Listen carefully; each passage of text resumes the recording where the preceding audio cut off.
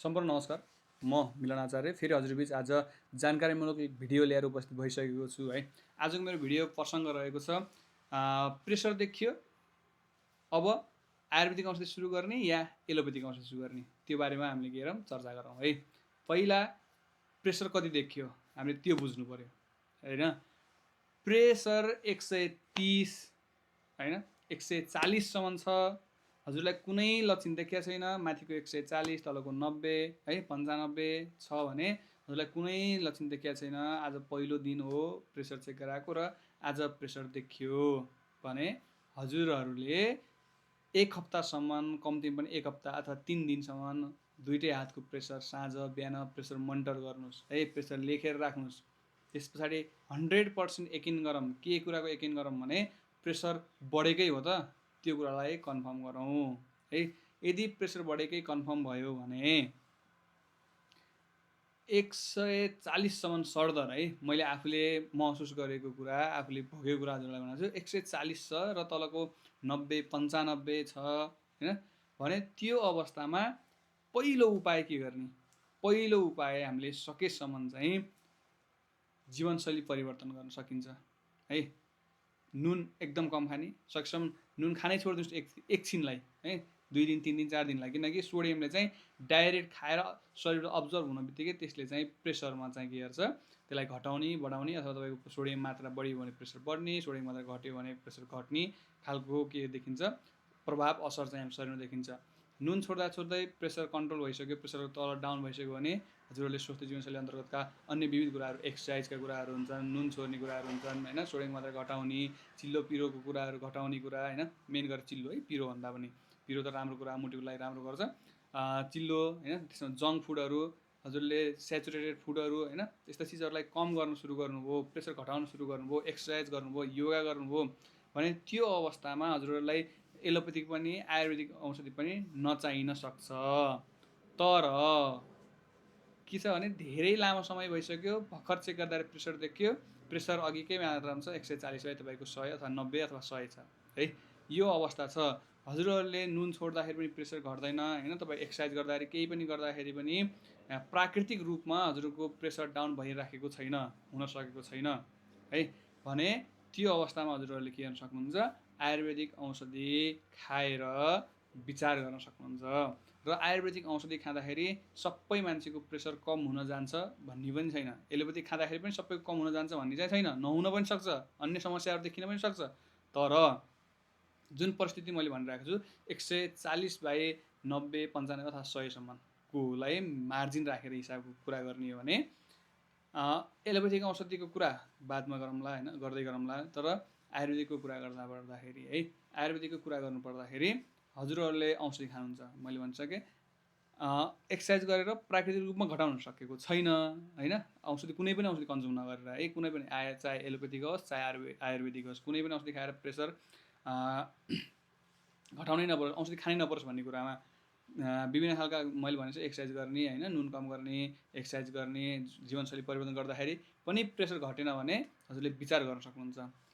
आयुर्वेदिक औषधि खान सक्नुहुन्छ, आयुर्वेदिक औषधि खाएर विचार गर्न सक्नुहुन्छ। प्रेसर घट्यो भने राम्रो भइहाल्यो, केही फरक परेन। र केही समयसम्म प्रेसरको औषधि खानुभयो भने डाक्टरको, चिकित्सकको, स्वास्थ्यकर्मीको सल्लाह अनुसार त्यसमा पनि स्वस्थ जीवनशैलीलाई चाहिँ इन्क्लुड गर्नै पर्छ, किनकि भोलि औषधि छोड्नु छ है, औषधि छोड्ने उद्देश्यका साथ औषधि सुरु गर्नु छ भने हामीले स्वस्थ जीवनशैलीलाई याद गर्नु पर्यो, स्वस्थ जीवनशैली अपनाउनु पर्यो र औषधि खाने, औषधि खाएर केही समयमा प्रेसर घट्छ, प्रेसर एउटा रेन्जमा आइसक्छ हैन, जस्तै 120/80 होला अथवा 110/70 होला, एउटा रेन्जमा आउँछ र त्यो रेन्जमा आइसक्यो भने हजुरहरूले के गर्न सक्नुहुन्छ, चिकित्सकको अथवा आयुर्वेद स्वास्थ्यकर्मीको सल्लाह बमोजिम हजुरले के गर्न सक्नुहुन्छ, आयुर्वेदिक औषधि छोड्न सक्नुहुन्छ र आफ्नो स्वस्थ जीवनशैलीलाई निरन्तरता दिँदै, नुनको मात्रा कम गर्दै हैन, जङ्क फुडको मात्रा कम गर्दै, सफ्ट ड्रिङ्कहरू कम खाने, यस्ता विविध खालका स्वस्थ जीवनशैली, एक्सर्साइज गर्ने, बिहान सबेरै उठ्ने, मेडिटेसन गर्ने जस्ता क्रियाकलापलाई चाहिँ हजुरले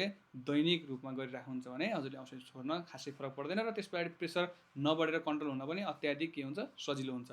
तर प्रसङ्ग फेरि अलिकति मोडौँ। कस्तो अवस्थामा हजुर आउनुभयो भने हजुरलाई चाहिँ एकदम प्रेसर बढेको अवस्था छ, वाकवाकी भएको छ, टाउको अत्याधिक दुखेको छ, आँखा अगाडि केही पनि देखेको छैन अथवा तपाईँको केही देखे जस्तो हुन्छ, एउटै चिजलाई हामीले 1 2 टा 3 टा देखेको भ्रम भएको जस्तो महसुस भएको छ भने त्यो अवस्थामा प्रेसर चेक गराउँदाखेरि प्रेसर हजुरको चाहे त्यो 140 होस् चाहे 150 होस् है, लक्षण देखिसकेको छ र हजुरको शरीरलाई अनकम्फर्टेबल भएको अवस्था छ भने त्यो अवस्थामा हजुरहरूले आयुर्वेदिकतिर भन्दा नि एलोपेथिक प्रिफर गर्नुपर्ने हुन्छ है। एलोपेथिक औषधि खानु नै पर्छ, खानुस् भन्ने सल्लाह चाहिँ म मेरो व्यक्तिगत तर्फबाट दिन्छु। किन भन्नुहुन्छ भने आयुर्वेद औषधिले काम गर्न ढिलो गर्छ, हामी सबैले थाहा पाएकै कुरा हो है। खाएर उत्तिखेर तपाईँको आधा घन्टा 1 घन्टामै प्रेसर भत्त घट्छ भन्ने अवस्था नहुनसक्छ। तर एलोपेथीको एउटा फाइदा चाहिँ के छ भन्नुहुन्छ भने हजुरले खाएको केही समयमै उसले आफ्नो प्रभाव असर चाहे नकारात्मक चाहे सकारात्मक जस्तो असर पनि गर्छ, देखाइभ्याउँछ र हजुरको प्रेसर बढेको जुन लक्षण देखेका छ होइन, जुन लक्षणले गर्दा हजुरलाई गाह्रो भएको छ त्यो गाह्रोपन चाहिँ के हुन जान्छ, कम हुन जान्छ भने त्यस्तो अवस्था छ भने हजुरहरूले के गर्न सक्नुहुन्छ, आयुर्वेदभन्दा बढी एलोपेथिकलाई प्रिफर गर्नुपर्ने हुन्छ अथवा एलोपेथिक औषधि खानुपर्ने हुन्छ अथवा एलोपेथिकतिर डाक्टरलाई होइन तथा स्वास्थ्य कर्मीहरूसँग सल्लाह लिनु अति उपयोगी हो।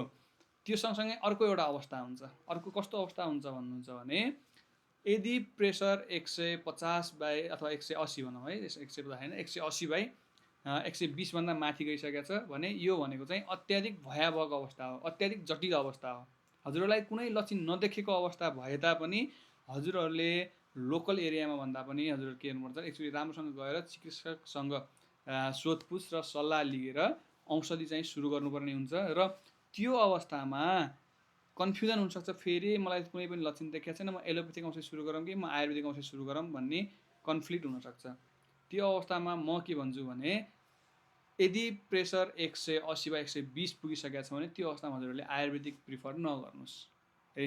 त्यो अवस्थामा हजुरले एलोपेथिक नै प्रिफर गर्नुहोस्, किनकि त्यो अवस्था भनेको एकदम तपाईँको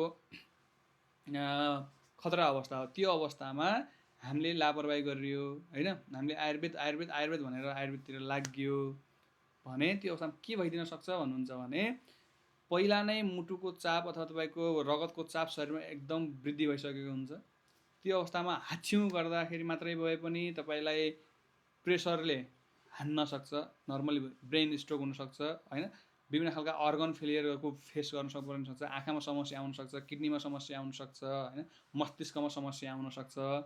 त्यो कारणले गर्दामा त्यो अवस्था जुन 180/120 प्रेसर भएको अवस्था हो, त्यो अवस्थामा चाहिँ हामीले मूर्खता नदेखाएर होइन आफ्नो चाहिँ विवेक प्रयोग गरेर सकेसम्म चाहिँ जतिसक्दो छिटो कुन कुराले, चाहे एलोपेथीले गर्छ कि आयुर्वेदले गर्छ कि इन्जेक्सनले गर्छ कि कुन प्रविधिले हाम्रो प्रेसरलाई डाउन गर्छ अथवा हाम्रो प्रेसरलाई घटाउने काम गर्छ, त्यो प्रविधि अपनाउनु नै सबैभन्दा के हुन्छ, सुझबुझको काम हुन्छ है।